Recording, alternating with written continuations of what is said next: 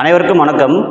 இன்னைக்கு வந்து பார்த்தீங்கன்னா டிஎன்பிசியில் குரூப் 4க்காக எக்ஸ்க்ளூசிவாக தமிழ் அண்ட் இங்கிலீஷ் மீடியமுக்கு ஒரு டெஸ்ட் பேட்ச் லான்ச் பண்ணியிருக்கோம். அது வந்து டெஸ்ட் பேட்சோட பேர் வந்து பார்த்தீங்கன்னா மாற்றம் அப்படின்னு சொல்லி தான் வச்சுருக்கோம். டெஸ்ட் பேட்சோட பேர் மாற்றம்னு வச்சுருக்கோம். ஏன் மாற்றம்னு வச்சுருக்கோன்னா, இன்றைக்கி நாங்கள் அனலைஸ் பண்ணியிருக்கோம் ஸ்டூடெண்ட்ஸ் கிட்ட இந்த எக்ஸாமை கிளியர் பண்ணணும் அப்படின்னா நிறைய மாற்றம் தேவைப்படுது.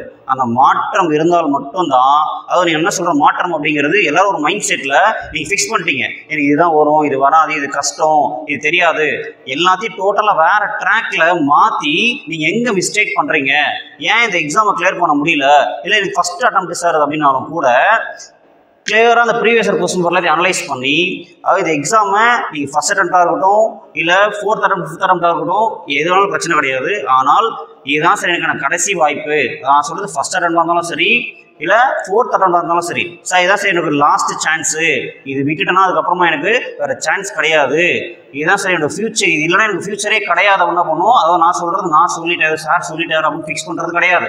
அதாவது இதை தாண்டி வேறு எந்த ஆப்ஷனுமே இருக்கக்கூடாது லைஃப்பில். சார் நான் போனால் கண்டிப்பாக கவர்மெண்ட் வேலைக்கு தான் போகணும், அதுவும் இந்த டைம் நான் கண்டிப்பாக வேலைக்கு போய் ஆகணுன்ற மைண்ட் செட்டில் என்ன பண்ணுவீங்க, உட்காந்து படிக்கணும். இது இல்லைன்னா அடுத்த நாள் பிஸ்னஸ் பண்ண போகிறோம் சார், ப்ரைவேட் வேலைக்கு போக போகிறீங்க, அடுத்த ஆப்ஷன் யாரெல்லாம் வைக்கிறீங்களோ அவங்களால கட்டாயமாக இந்த எக்ஸாமை கிளியர் பண்ண முடியாது அப்படிங்கிறது மட்டும்தாங்க லாஜிக். அதாவது இந்த டைம் கண்டிப்பாக வேலைக்கு 2024 கண்டிப்பாக ஒரு அரசு அதிகாரியை நான் கண்டிப்பாக ஆகுவேன் அப்படிங்கிறத ஸ்ட்ராங்காக உறுதிமொழி எடுத்துட்டு இந்த வீடியோ ஃபுல்லாக பாருங்கள். இந்த வீடியோவில் கிளியராக வந்து பார்த்தீங்கன்னா என்ன மாதிரி ஷெட்யூல் கொடுக்க போகிறோம். அதாவது உங்களுக்கு வந்து ஒரு வாரத்துக்கான வேர் டு ஸ்டடி வந்து ஒரு வாரத்துக்கு முன்னாடியே கொடுப்பாங்க. அதுக்கப்புறமா வந்து ஒவ்வொரு டெஸ்ட்டுக்குமே டிஸ்கஷன் இருக்குது. இது எல்லாமே நம்ம கிளியராக வந்து பார்ப்போம். அது பார்க்குறதுக்கு முன்னாடி உங்களுக்கு ஒரு சில விஷயங்கள் நான் ஷேர் பண்ணணும்னு நினைக்கிறேன். மைண்ட் செட், அதாவது ஃபஸ்ட்டு வந்து ஒரு கிளியராக ஒரு மைண்ட் செட்டை ஃபிக்ஸ் பண்ணுங்கள். டைலமும் இருக்கவே கூடாது.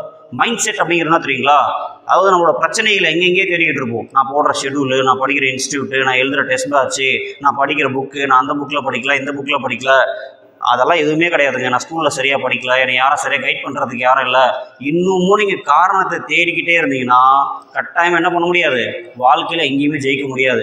காரணங்களை தேடுறவங்க, காரணங்களை சொல்கிறவங்க கடைசி வரைக்கும் வாழ்க்கையில் என்ன பண்ணுறதில்ல, ஜெயிக்கிறது கிடையாது. நல்லா புரிஞ்சுங்க. பிரச்சனை உங்ககிட்ட, அதாவது பிரச்சனை உங்ககிட்ட அப்படிங்கிறது எதை சொல்ல வரோன்னா மைண்ட் செட்டு தெளிவாக இருக்கணுங்க.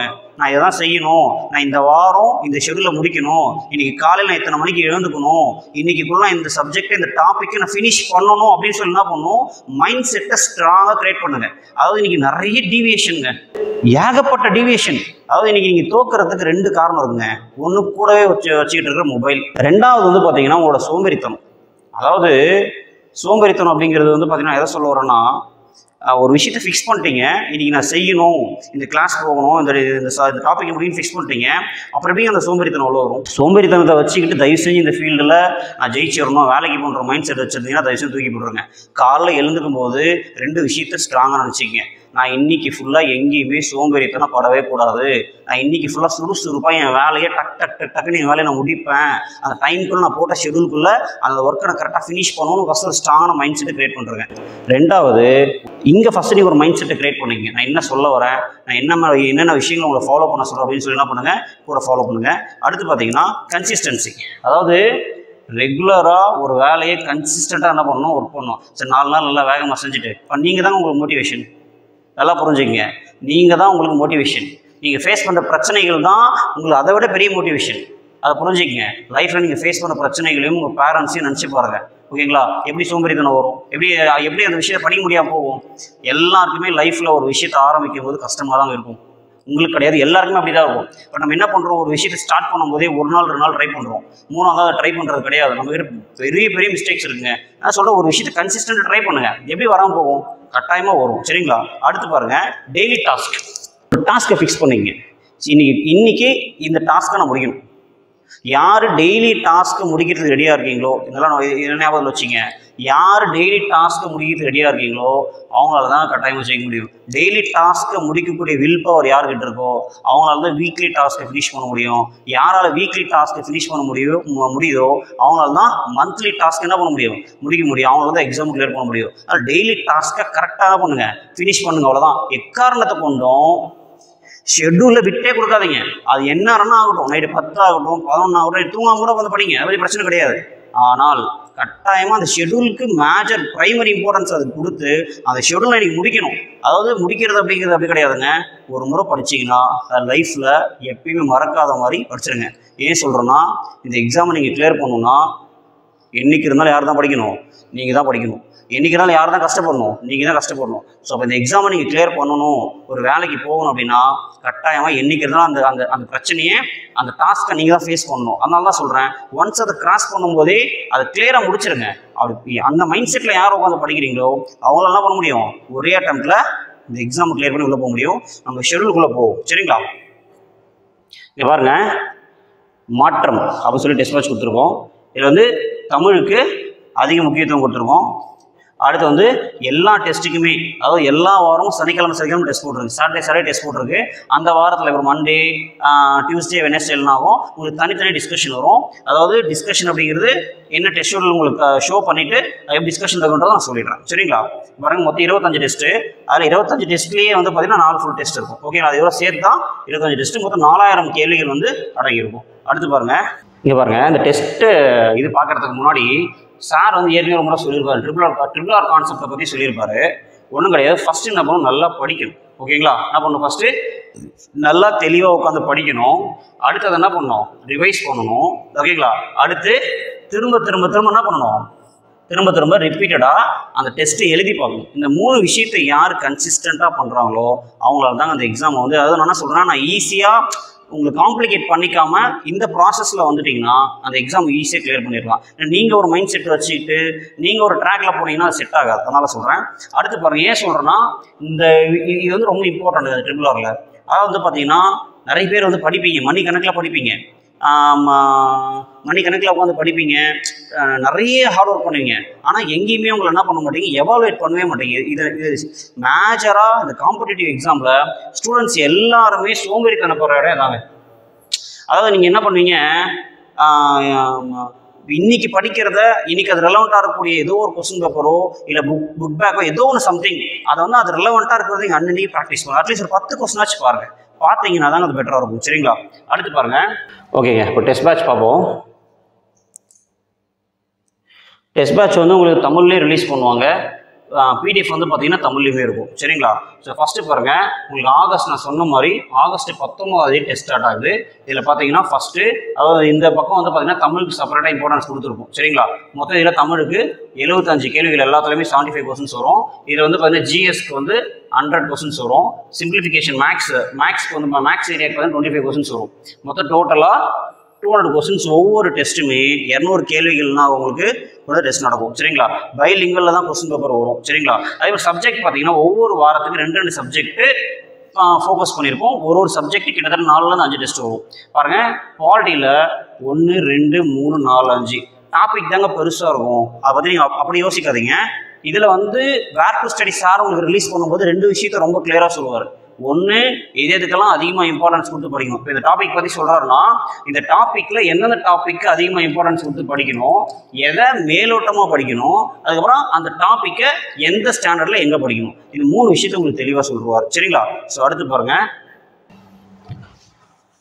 அதாவது இதே இப்படி தான் இருக்கும். நான் சொல்கிறது ஜஸ்ட் பார்த்துட்டே வந்துருங்க. டெஸ்ட் 2 பாருங்கள், அடுத்து ஒரு வாரம் கேட்பா, அடுத்து சாட்டர்டே 26th. ஸோ அதே மாதிரி இங்கே ஒரு 5 டாபிக் குவாலிட்டி வருது. மேக்ஸ் உங்களுக்கு கம்பைன் ஆகி வரும். ஸோ இதே மாதிரி தான் எல்லாமே பிரித்து கொடுத்துருப்பாங்க. ஸோ இதை நீங்கள் ஃபுல்லாக டெஸ்ட்டு என்ன பண்ணுங்கள், டவுன்லோட் பண்ணி பாருங்கள். ஓகேங்களா? என்ன கொடுத்துருக்கோம், எப்படி ப்ரிப்பேர் பண்ணணும், இது எல்லாமே வந்து உங்களுக்கு அடுத்தடுத்த வீடியோவில் உங்களுக்கு தெளிவாக எல்லாமே சொல்லுவாங்க. அதாவது தமிழ் பொறுத்த வரைக்கும் பழைய புக்கு புது புக்குங்க ரெண்டுமே கொடுத்துருக்காங்க. தமிழ் பழைய புக் புது புக் ரெண்டுமே கொடுத்துருக்காங்க. ஸோ இது பாருங்கள், ஓல்டு நியூ புக்கு. இதுக்கு முன்னாடி பழைய புக் கொடுத்துருப்பாங்க. அடுத்து இந்த டெஸ்ட் நம்பர் 9லேருந்து பாருங்கள். டெஸ்ட் நம்பர் 9லேருந்து இந்த மாதிரி தமிழ் பாருங்கள், பார்ட் A. ஓகேங்களா? Part A, part B, part C, இது 3மே என்ன பண்ணியிருப்பாங்க, உங்களுக்கு ஃபோக்கஸ் பண்ணி கொடுத்துருப்பாங்க. ஓகேங்களா? ஸோ அடுத்து பாருங்கள், கரண்ட் அஃபேர்ஸ். ஒரு லெவலுக்கு மேலே அந்த part A, part B, part C முடிச்சதுக்கப்புறம் கரண்ட் அஃபேர்ஸ் கொடுத்துருப்பாங்க. ஓகேங்களா? ஸோ அடுத்து இந்த கரண்ட் அஃபேர்ஸ் கவர் இருக்குங்களா? அடுத்து பாருங்கள், அப்புறம் நீங்கள் கவனிக்க வேண்டிய விஷயம் என்னன்னா, இங்கே கரண்ட் அஃபேர்ஸ் ஃபுல்லாக கவர் ஆகிடும். டிசம்பர் வரைக்கும் கரண்ட் அஃபேர்ஸ் கொடுத்துருக்காங்க. அப்புறம் மேக்ஸ் வந்து என்ன பண்ணியிருப்பாங்க, ஒரு 2-3 டாப்பிக்கும் ஒரு இடத்துல சேர்த்து கொடுத்துருப்பாங்க. அடுத்து பாருங்கள், மேக்ஸ் ஃபுல் சிலபஸ் வந்துடுது. எங்கே டெஸ்ட் நம்பர் 15ல் மேக்ஸ் ஃபுல் சிலபஸ் வந்துடுது. ஓகேங்களா? அடுத்து பாருங்கள், இங்கே வந்து பாருங்கள், தமிழ் ஃபுல் சிலபஸ் இதை நீங்கள் கவனிக்கணும். தமிழ் இங்கே ஃபுல் சிலபஸ் வந்துடுது. அப்புறம் இங்கே இந்த பாலிட்டி ஐஎன்எம்லாம் ஃபுல்லாக என்ன பண்ணி டாப்பிக்கே பிரித்து எழுதிருப்பீங்க. ரெண்டு சப்ஜெக்ட் என்ன பண்ணியிருப்பாங்க உங்களுக்கு சேர்த்து கொடுத்துருப்பாங்க. இங்கே மேக்ஸ் ஃபுல் சிலபஸ் வந்துடும். ஸோ அதனால் இது நீங்கள் என்ன ரெண்டு சப்ஜெக்டாக பிரித்து படிக்கும்போது உங்களுக்கு கண்டிப்பாக ஹெல்ப்ஃபுல்லாக இருக்கும். ஏன்னா மொத்தமாக நீங்கள் ஃபுல் டெஸ்ட்டுக்கு தயாராகிறதுக்கு முன்னாடி ஓகேங்களா, ஃபுல் டெஸ்ட்டுக்கு தயாராகிறதுக்கு முன்னாடி நீங்கள் இந்த மாதிரி சப்ஜெக்ட் வைஸாக இருக்கக்கூடிய தனித்தனியாக எழுதி பார்த்துட்டு அப்புறம் revision test 1 revision test 2 revision test 1 2 எப்படி கொடுத்துருவாங்க பார்த்தீங்கன்னா இங்கே பாருங்கள். ஒன்றும் இல்லை, revision test 1 first test number 1லேருந்து 10 வரைக்கும் ரிவிஷன் டெஸ்ட் 1ல் கொடுத்துருக்காங்க. அப்புறம் ரிவிஷன் டெஸ்ட் 2ல் பார்த்தீங்கன்னா 11 to 20 ஸோ இந்த மாதிரி கொடுத்துருப்பாங்க. அடுத்து லாஸ்ட்டு 2 ஃபுல் மார்க் டெஸ்ட்டு. இதோட டெஸ்ட்டு 25 வரைக்கும் டெஸ்ட்டு 25 டெஸ்ட்டு கொடுத்துருக்காங்க. February 22 உங்களுக்கு என்ன ஆகுது எண்ட் ஆகுது. அதே மாதிரி இது எப்படி உங்களுக்கு ப்ரொவைட் பண்ணுவோம் அப்படிங்கிறத இன்னொரு முறை அகைன் நான் கிளியராக சொல்லிடுறேன். எல்லா வாரமும் சனிக்கிழமை என்ன ஆகும், கொஸ்டின் பேப்பர் அப்லோட் ஆகும், டெஸ்ட் எழுதிருவீங்க. உங்களுக்கு மண்டே போல் என்ன ஆகும், அதுக்கான என்ன டெஸ்ட் எழுதுறீங்களோ அதுக்கான டிஸ்கஷன் வீடியோ வந்து உங்களுக்கு அப்டேட் பண்ணுவாங்க ஓகேங்களா. யூடியூப்லேயே ஃப்ரீயாக அப்டேட் பண்ணுவாங்க. அதை என்ன பண்ணிக்கலாம், அதை ஜிஎஸ் தனியாக அப்லோட் பண்ணுவாங்க, ப்ளஸ் வந்து தமிழ் தனியாக அப்லோட் பண்ணுவாங்க, மேக்ஸ் தனியாக அப்லோட் பண்ணுவாங்க. இது நீங்கள் ரெகுலராக என்ன பண்ணணும், டிஸ்கஷனை கட்டாயமாக பார்க்கணும். அதுவுமே நிறைய பேர் பண்ணுற மிஸ்டேக் என்ன தெரியுங்களா, டெஸ்ட்டு எழுதிட்டு அதோட விட்டுருவாங்க. இதான் பிரச்சனை. அதாவது ஒழுங்காக படிக்கணும் ஓகேங்களா, ரிவிஷன் பண்ணணும், டெஸ்ட் எழுதி பார்க்கணும். டெஸ்ட் எழுதுனதுக்கப்புறம் ரொம்ப முக்கியமாக படித்த ஏரியாவிலேருந்து ஒரு கொஸ்டின் ஏன் ஒரு 10 கொஸ்டின் மிஸ்டேக் பண்ணுறீங்கன்னா 10 கொஸ்டின் ஏன் மிஸ்டேக் ஆச்சு, படித்தோம் ரிவிஷனும் பண்ணோம், அப்புறம் ஏன் மிஸ்டேக் ஆச்சு. அப்போ அந்த மிஸ்டேக்கை நீங்கள் அடுத்தடுத்த எக்ஸாமில் தவிர்க்கணும் அப்படின்னா கட்டாயமாக ஆஃப்டர் எக்ஸாம் அந்த எக்ஸாம் ஃபினிஷ் பண்ணதுக்கப்புறம் அந்த கொஸ்டின் பேப்பர் நீங்கள் அனலைஸ் பண்ணலை தவிர விட்டுட்டிங்கன்னா மீண்டும் என்ன பண்ணுவீங்க, அடுத்தடுத்த எக்ஸாமில் அந்த மிஸ்டேக்ஸ் கண்டினியூஸாக தொடர்ச்சியாக நடந்துகிட்டே இருக்கும். அந்த மிஸ்டேக்ஸை யார் கரெக்டாக ரெக்டிஃபை பண்ணுறீங்களோ அவங்களால என்ன பண்ண முடியும், அடுத்தடுத்த எக்ஸாமில் மிஸ்டேக்ஸை குறைச்சி மார்க்கை இன்க்ரீஸ் பண்ணி நல்லா ஃபோக்கஸ் பண்ணி ஃபுல் டெஸ்ட் வரும்போது என்ன பண்ண முடியும், நல்லா சூப்பராக மார்க்கை ஸ்கோர் பண்ண முடியும்.